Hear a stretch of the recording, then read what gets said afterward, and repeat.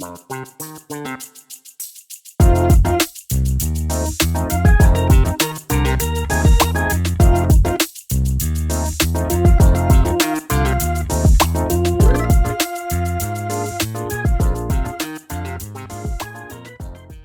buenas, queridos amigos, aquí el hombre olvidado de nuevo después de nuestro retorno. Hoy voy a hablar de un tema que es un poco pantanoso, habida cuenta de las implicaciones sociales y políticas que trae, que es la inmigración. Voy a empezar con una pequeña historia. Al oeste de Toronto, una de las metrópolis de Canadá, existe una ciudad llamada Kitchener. Está a unos 100 kilómetros de Toronto aproximadamente. En una época se llamó Berlín. ¿Por qué se llamó Berlín? Bueno, vayamos a la historia.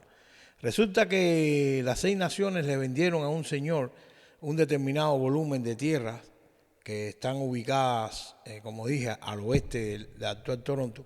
Eran unas tierras remotas, en aquel momento estaban no inexploradas completamente, pero sí nadie vivía ahí. Entonces, los menonitas de Pensilvania, que querían unas tierras bastante remotas para establecer sus comunidades y vivir ahí, ustedes saben que los menonitas son personas bastante especiales. Entonces, estas personas le compraron las tierras a este señor y ahí establecieron sus comunidades. Ahí comenzaron a llegar familias, inmigrantes de Europa, generalmente de países del este, hasta que en 1812 un señor llamado Benjamin Eby fundó lo que él llamó la ciudad de Berlín. Interesó en el proyecto a familias, amigos, otras personas que colaboraron con sus maquinarias, herramientas, habilidades, y comenzó a crecer la ciudad. Comenzó a crecer la ciudad como es natural, como crecen todas las ciudades, cómo se hacen todas las ciudades, porque yo soy uno de los que dicen que las ciudades no se hacen por decreto gubernamental, las ciudades nacen y crecen y se convierten en grandes ciudades por un proceso de desarrollo continuado y sobre todo es un proceso acompasado. Llamémosles así, no es porque el alcalde dice vamos a hacer 60 edificios, vamos a hacer un tren, vamos a hacer esto. Las ciudades se convierten en grandes ciudades, se convierten en lugares de intercambio comercial, de intercambio cultural, donde la gente comienza a experimentar, producir, comienza a crear. Así es como se hace en la ciudad. Entonces, esta ciudad de Kitchener empezó así como todas las ciudades, y ya en 1846 un periódico llamado Smith Canadian Gazetteer describe a Berlín de la siguiente manera. Es una ciudad que tiene un periódico que se imprime ahí mismo llamado El Canadiense Alemán, y una casa de encuentro luterana, oficina postal, un médico cirujano, un abogado, 3 tiendas y una cervecería, también una imprenta, 2 tabernas y 2 herreros. Hay un cercano pueblo llamado Waterloo, habitado principalmente por menonitas de Pensilvania e inmigrantes venidos directamente de Alemania. Muchos de ellos no hablan inglés. Como es natural, ya saben, vino el ferrocarril, vino los grandes comercios, y al final, para 1916, ya Berlín era una ciudad propiamente dicha, con habitantes de todas partes de Europa del Este, habitantes de Ucrania, alemanes, turcos, búlgaros, una ciudad en desarrollo. ¿Qué pasó? Vino la Primera Guerra Mundial. Ustedes saben que Canadá era colonia del Imperio Británico, del British Empire, y comenzaron las tensiones porque era una ciudad que, además de ostentar el nombre de Berlín, era una ciudad eminentemente alemana, arquitectura, tradiciones, religión, comida, todo. Entonces decidieron, por un plebiscito o un referendo, cambiarle el nombre a la ciudad. Esto es entre comillas, porque históricamente se sabe que el gobierno colonial desplegó el 118 Batallón en aquel momento del ejército para, de cierta manera, intimidar a los ciudadanos para que votaran a favor de cambiarle el nombre a esta ciudad, porque según ellos es increíble que una ciudad en el medio de Canadá, una posesión inglesa, se llamara Berlín. Bueno, le cambiaron el nombre a esta ciudad.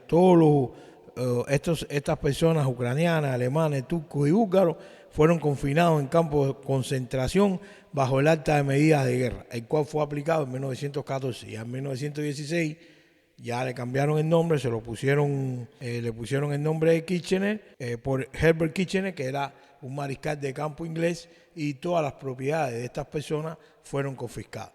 Siempre esta ciudad ha tenido una herencia alemana muy fuerte, muy fuerte, muy fuerte, muy fuerte, y creó una comunidad canadiense alemana que sobrevive hasta nuestros días.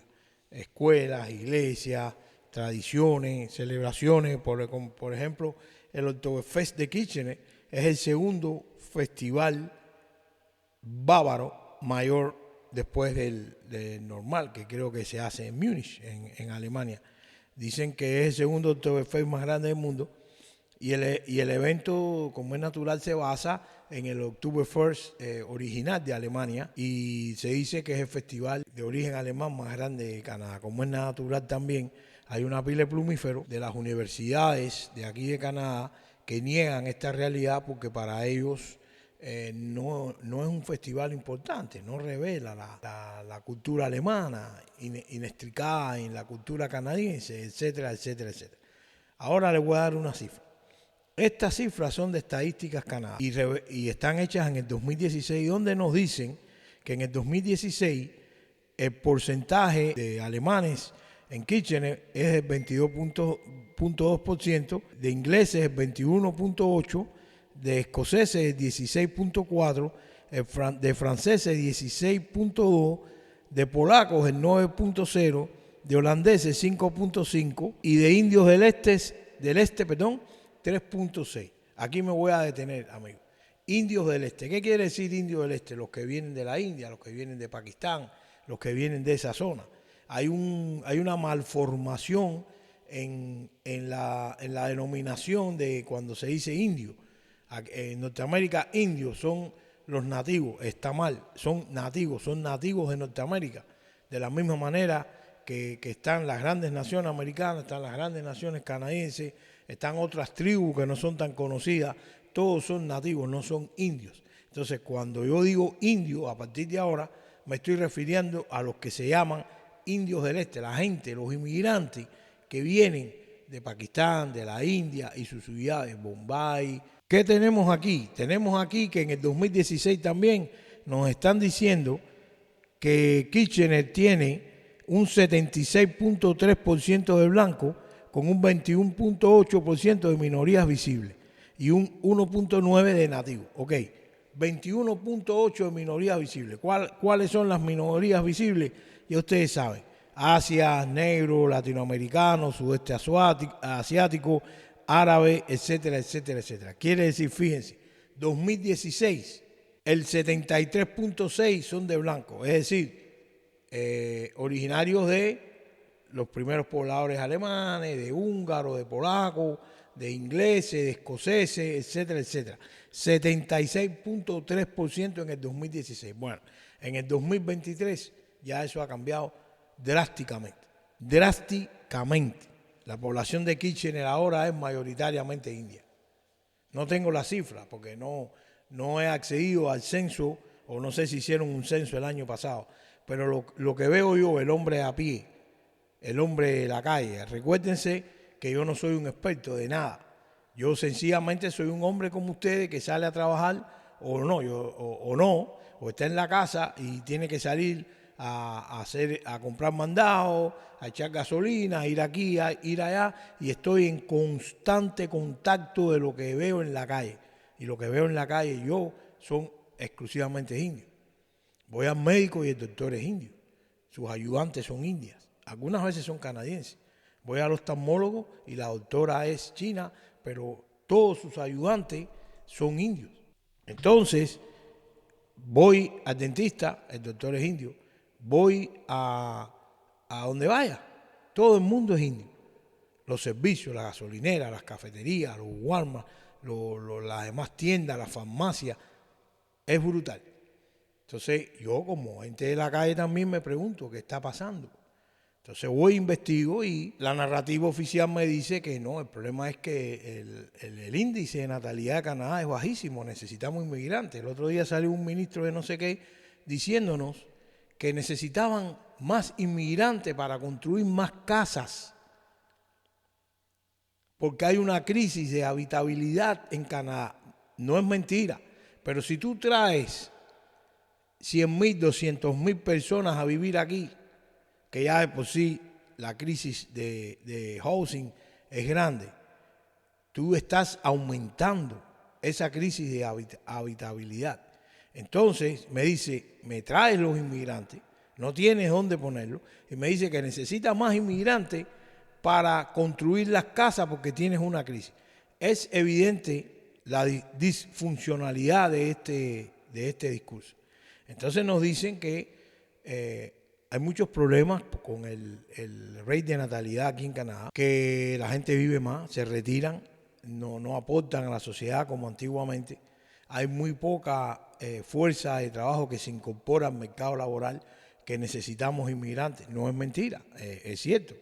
Y este índice de natalidad bajo se debe a muchos factores que no solamente afectan a Canadá, afectan al mundo entero, a la mayoría de los países civilizados. Ausencia de trabajadores, aumento de las personas retiradas, motivos culturales y políticos, la alta disponibilidad de medios anticonceptivos, el entretenimiento, el trabajo, el estudio, educación general, la permisión del aborto, el desarrollo económico, costumbres y cultura. Esta es la narrativa oficial. Y no es que sea mentira lo que están diciendo, no, es cierto. Es cierto lo que están diciendo. Hay un descenso brutal del índice de natalidad por muchos de estos factores que ellos están argumentando. Pero la solución del caso es la que es equivocada. Y la solución del caso no es la solución del caso. Ellos están usando un problema mundial para cumplir sus objetivos. ¿Y cuáles son sus objetivos? La sustitución demográfica. Me explico. Hay dos términos que son muy importantes para la comprensión de esto que está sucediendo, amigos míos. Nación y Estado. El Estado es el gobierno y la nación somos nosotros. La nación la componen el lenguaje, las costumbres, las tradiciones, los modos de vida. Esa es la nación. Nación y Estado son conceptos mutuamente excluyentes. Mientras más grande sea la nación, más cohesionada, más firme y más unida, el Estado es más débil, es menos invasivo, menos poderoso, y así es como funcionamos mejor. Ahora, un Estado poderoso, omnipotente, invasivo, como son los estados actuales, como digamos Canadá, que es el caso que conozco, y otros casos que veo tangencialmente a través de las informaciones, Francia, Holanda, casi todos los países europeos, y en estos momentos Estados Unidos, que es otra tiranía más, igual que la de Canadá. El Estado se ha convertido en un ente muy poderoso y busca a través de agendas encubiertas y ya no tan encubiertas como la 2030 y sus amiguitos del web, del Foro Económico Mundial, que lo que buscan es la globalización total del mundo, la eliminación de las fronteras, del bienestar personal, de la propiedad privada. Lo primero que ellos han hecho es atacar la familia. Y atacando a la familia fragmentan la nación. Al estar la nación fragmentada, es más fácil de manipular y más fácil de destruir. Y eso es lo que está pasando. Y una de las herramientas para fragmentar la nación es la inmigración. ¿Por qué? Porque la inmigración, como la estamos viendo, es algo incontrolado. Ingresan miles y miles y miles de personas que no tienen que ver nada con nuestra cultura y con nuestras tradiciones. Y entonces el Estado utiliza mantras como multiculturalismo, diversidad, integración, y todo eso es mentira. Porque ni hay diversidad, ni hay integración, ni hay absolutamente nada, y la prueba la estoy dando aquí.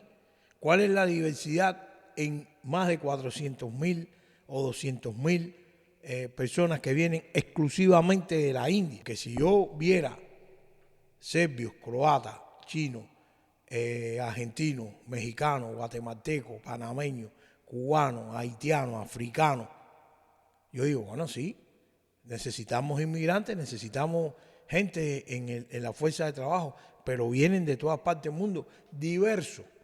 Pero no, en el caso que me ocupo de esta ciudad, que antiguamente era alemana y ahora es india prácticamente, es algo que está dirigido a una sola etnia.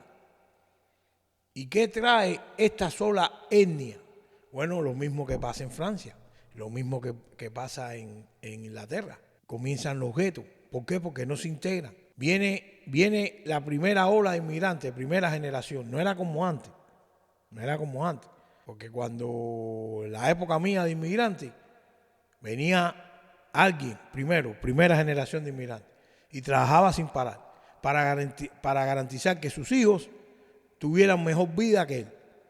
Y después venía la tercera generación de inmigrantes, el nieto del primer inmigrante, que ya era un tipo que nació aquí, va a la escuela aquí, conoce el idioma, no necesita integración, no necesita diversidad. Y esa fue la inmigración que creó América del Norte. Una inmigración ordenada y paulatina, que seguía procesos naturales de integración a las sociedades que lo acogían. Ya no, ya vienen familias enteras, como he sido testigo. Viene un matrimonio de la India con 3 niños, tienen 2 más aquí, y vienen los abuelos de una parte y los abuelos de otra parte. Esos niños se crían en un environment indio, usando la ropa india, las tradiciones indias, la religión india. Y de cierta manera desarrollan un cierto desprecio al país que los acogió. Eso es típico. Es lo mismo que pasa en Francia, que pasa en Inglaterra. Ahí tienes el video en un aula de un profesor preguntando: ¿quién de ustedes es francés? Todo el mundo levanta la mano. ¿Quién de ustedes se siente francés? Nadie levanta la mano, excepto una que dice: yo me siento blanca por dentro. Y otro que dice: no, yo soy negro. No están integrados, no se sienten francés, no forman parte de la nación. ¿Por qué? Porque el Estado lo ha fragmentado. No son parte de un proceso inmigrativo natural. No, son parte de un desarraigo. Muchos vienen con 8 años y se educan bajo la perspectiva de que somos mejores, somos más decentes, somos más adictos a la familia, y de cierta manera tengo que decir que de cierta manera tienen razón. ¿Por qué? Porque en Occidente tratan de destruir la familia día tras día. Esa fue la primera batalla contra nosotros, la destrucción de la familia, a la cual se prestan elementos como la comunidad LGTB, el transexualismo, el matrimonio del mismo sexo, la adopción de niños por parte de matrimonio del mismo sexo, etcétera, etcétera, etcétera. Entonces, una vez que destruyen la familia, destruyen la nación. Porque imagínense usted, esos niños indios que vienen, esos niños van a la escuela, hablan inglés, pero hablan el idioma de sus padres, y eso no es malo. Eso no es malo porque son bilingües, y más que la India es una potencia mundial, y ahora están con el lío del BRIC. O sea, no es malo, yo no tengo nada en contra de eso, pero deben ser primero canadienses o americanos que después indios o musulmanes o lo que sea. Y no es así. Y esa es la destrucción sistemática de la identidad de los países occidentales, a la cual se han sumado sus ciudadanos. Y por eso dije al principio que no era un tema que el hombre olvidado estaba prestándole atención, porque son los hombres olvidados, nosotros los que votamos y los que ponemos ahí a los enemigos nuestros. Yo recuerdo en el 2008, cuando Obama se postuló para presidente de los Estados Unidos, yo tengo un gran amigo en Arizona y estuvimos hablando, y él decía que iba a votar por Obama. Yo le decía: ¿cómo es posible que tú votes por una gente que tú no sabes quién es, y ciertamente tiene un background de medio comunista? Y no, su respuesta fue: lo ponemos, si en 4 años no sirve, lo quitamos. Él me dice eso, y yo le respondí: sí, pero en 4 años ha acumulado tal poder, y ha acumulado, y ha hecho tantos compromisos, sobornos, etcétera, etcétera, que te será muy difícil quitarlo. Y así mismo pasó. Entonces, los hombres olvidados debemos saber, nuestra única arma es el voto, debemos saber dónde ponerlos. Y eso es lo que ha sucedido en todos los países desarrollados. Han puesto a las personas equivocadas. Ustedes se creen, señores, que Angela Merkel, Macron, Trudeau, Biden, esa gente trabajan para el pueblo. Esa gente trabaja para sus agendas. No les importa el pueblo. son marionetas de poderes superiores que, como siempre he dicho, por ejemplo, el capitalismo ha sido sustituido por el corporativismo. No hay ni republicanos, ni demócratas, ni liberales, ni conservadores, no hay derecha, no hay izquierda. Esos son sofismas. Lo que hay es el corporativismo, que es el que está dominando el mundo, y sus tentáculos adicionales. Entonces, volviendo al tema, la inmigración es una de las herramientas para destruir la nación y lo están logrando. Miren cómo está Francia. Miren el muchachito Nagel. Un muchacho que vivía en un gueto en Nanterre, creo, y cogió un carro sin licencia, sin seguro, le fue para arriba un policía, lo pararon, le fue para arriba el policía lo mató. ¿Qué pasó? Increíble. 5 noches de horror en Francia. Exactamente igual lo que pasa en los Estados Unidos. Exactamente igual lo que pasó cuando George Floyd. E inmediatamente la izquierda, inmediatamente los medios de comunicación corruptos y al servicio del gobierno, que tiene su lógica también. ¿Por qué los medios están al servicio de los gobiernos? Porque es muy sencilla, con el advenimiento del internet y de las redes sociales, los anunciantes se van para las redes sociales. Y los medios masivos tradicionales se quedan sin anunciantes, por tanto sin dinero. Van al gobierno, papá, me quedé sin dinero. Bueno, ok, yo te subvenciono, pues tienes que decir todo lo que yo te diga. Así es fácil. Entonces, incluso los role models, la gente famosa, como me cuesta trabajo pronunciar el nombre de este señor, Maupié, como se llama, el futbolista estrella francés, y Omar Chai, que es un actor muy famoso, el cual yo admiro, tiene 2 o 3 buenas películas muy buenas, simpático el tipo, enseguida salieron el pobrecito, tenemos que parar esto, y toda la parafernalia que ya ustedes conocen. Entonces, esto se repite día tras día. Un inmigrante atacó a 4 personas con un cuchillo, entre ellos 2 niños, en Francia. ¿Qué saben ustedes de esto? ¿Qué saben ustedes de los atentados comunes y corrientes que suceden en Francia? Un tipo con un carro y arrolla a 60 personas, un tipo con un cuchillo y mata a 4 personas, siempre protagonizado por inmigrantes. ¿Qué? Porque no se han integrado, odian a la sociedad, odian a sus conciudadanos. Y eso es motivo de la inmigración de la que estamos hablando. En este momento, aquí tú puedes ver los anuncios de personas que alquilan casas diciendo alquilo una habitación en $1,000, pero tiene que ser de tal etnia, de tal ciudad de la India, lo cual debiera ser ilegal, pero no, las autoridades no dicen nada. Como las autoridades en Alemania cogen un tipo que violó a una niña de 7 años y no le hacen nada. Entonces, ahí está evidentemente la intención negativa de destruir la nación a través de la inmigración. Por ejemplo, ¿qué hizo Obama con los somalíes? Los metió en Minnesota o Minneapolis, no sé.